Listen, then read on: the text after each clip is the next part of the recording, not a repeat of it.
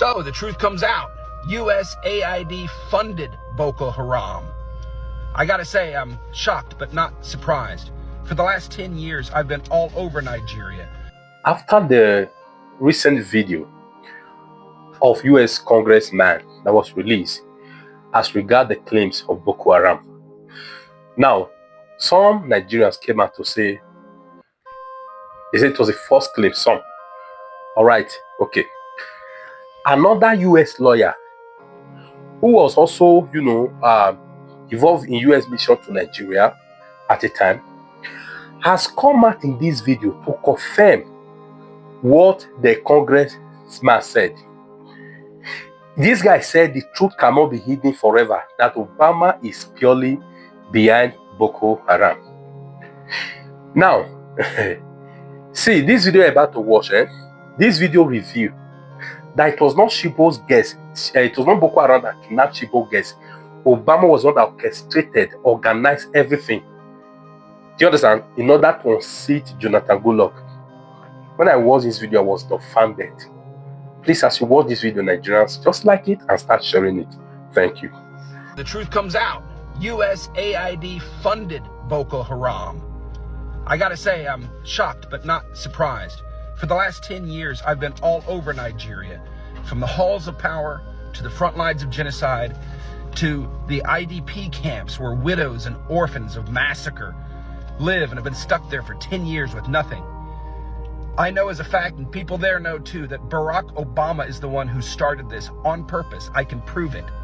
The US government has fueled this, hidden it, and so has the United Nations and the Nigerian government. It's a tragedy and a travesty, and it's stopping now. You cannot hide from the truth. It is time for justice. It is time for restoration. Thank God for the truth. It wasn't Boko Haram who kidnapped the Chibo girls, but the US government headed by Barack Obama. Just calm down, make I tell you now. During 2015 general election, the US government headed by Barack Obama played a very pivotal role in removing Goodluck Ebele Jonathan away from power and installing Buhari, a leader they could control. I know you might be wondering, how did they make this happen? The level of interference by the Obama's government was very overwhelming. Remember, yesterday I told you guys that once they know that they cannot control your country government, what they do is that they come into your country in disguise of US aid and start sponsoring terrorism. For example, they sponsored Boko Haram in the northern part of Nigeria through the disguise of US aid. The US government headed by Barack Obama were the ones responsible for the kidnap and abduction of the Chibok girls. The reason was simply to paint Goodluck Ebele Jonathan a bad name and bring in Buhari as the angel of light. Immediately the Chibok issue came up, we expect Nigerians to be concerned. How do we get these girls out? Within a couple of days, we saw people going to the US would bring back our girls' placards. How? Why? And of course, the Mrs. Obama received one of those placards. I cannot take responsibility for the abduction. I don't control Boko Haram. They are criminals. Nigerians, remember, Barack Obama once said this. Boko Haram wants to destroy Nigeria and all that you have built. By casting your ballot, you can help secure your nation's progress. You've heard him clearly. He said that you should vote for change. The Nigerians deserve better.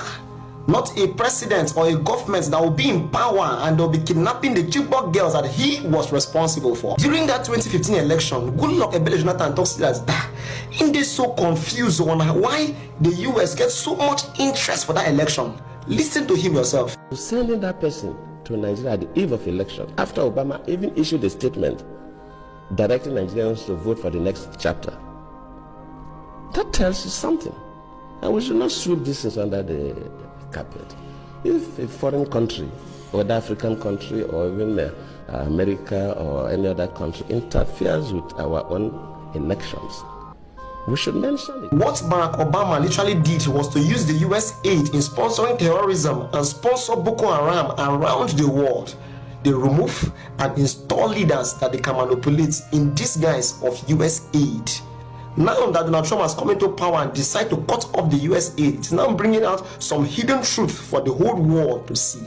This is the continent with the world's poorest people, with the world's leanest economies. So how on earth is it possible that you are having all these non-state actors, all these terror groups, all these rebel groups constantly coming out of the woodwork to fight for what exactly? And who is behind them? Where is the pipeline financing them? Where is the logistical capacity coming from? USA has followed up to the expose done by David Ondeyin when he exposed how the US government sent nothing less than 500 million within a space of 1 week into Nigeria.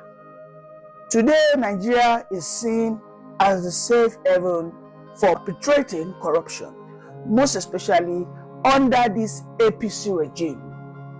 Donald Trump has now vowed he has instructed the US Nigeria embassy, and he has also instructed Elon Musk, go and investigate the people, the elements, the NGOs that receive over $500 million within a space of 1 week, just within short period of time that they know that I will be inaugurated.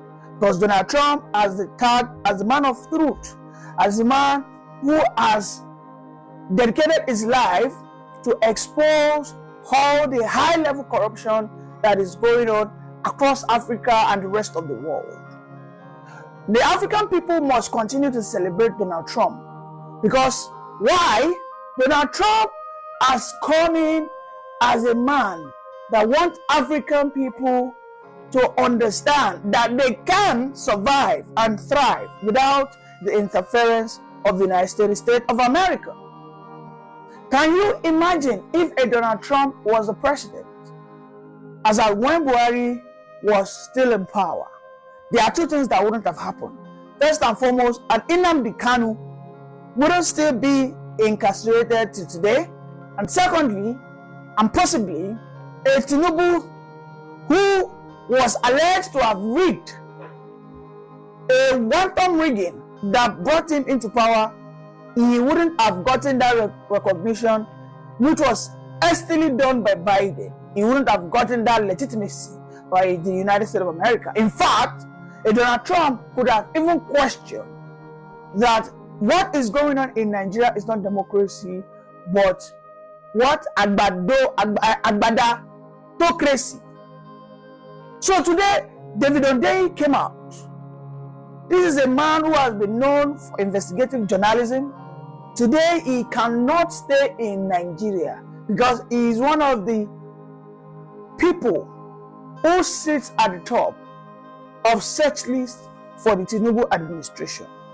During the election time, David Ondeyin exposed how Tinubu was heavily involved in narcotic business. You know, David Ondeyin even went ahead to expose the irregularities in Tinubu's educational backgrounds, because it got to a point Atiku Abubakar had to call David Ondeyin out and thank him. He thanked David Ondeyin that if not for the due diligence, the due investigations, those critical roles David Ondeyin played, nobody would have understood that Tinubu was never a graduate of Chicago State Universities. I mean, these were the allegations that were said by Atiku. David Ondeyin provided some evidences, but until today, all these things are still contested. They took that matter even in the court of law in the United States, and those cases are still pending.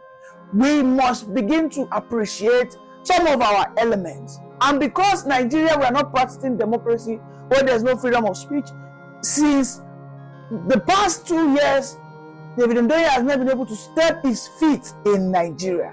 When Elon Musk read all the good works of David Ondeyin, Donald Trump, who is desperate to recover all the looted resources of the United States of America.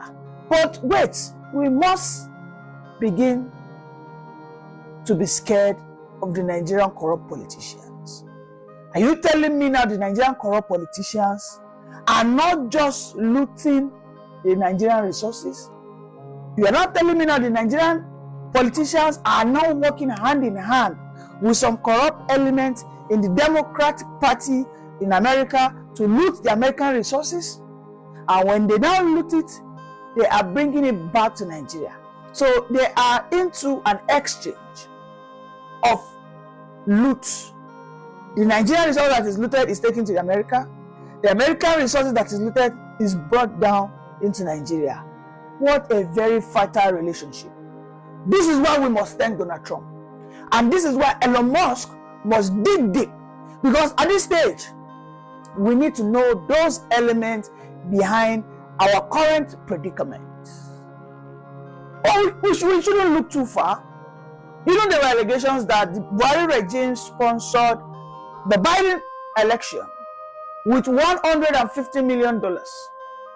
Why would Nigeria, that is poor, Nigeria that cannot boast of 24 hours electricity, Nigeria that cannot boast that its road network has good, smooth, well-developed infrastructure to at least 60% across the nation, will just take 150 million from the federal purse? Because that money is not Buhari's money. He took that money from the Nigerian purse, coffers, went ahead and donated it into the administration of Biden campaign.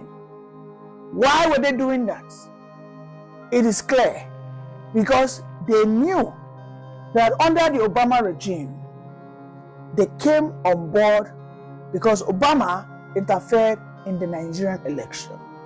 And ever since then, there has been a finance that has always come into Nigeria, which is through US aid.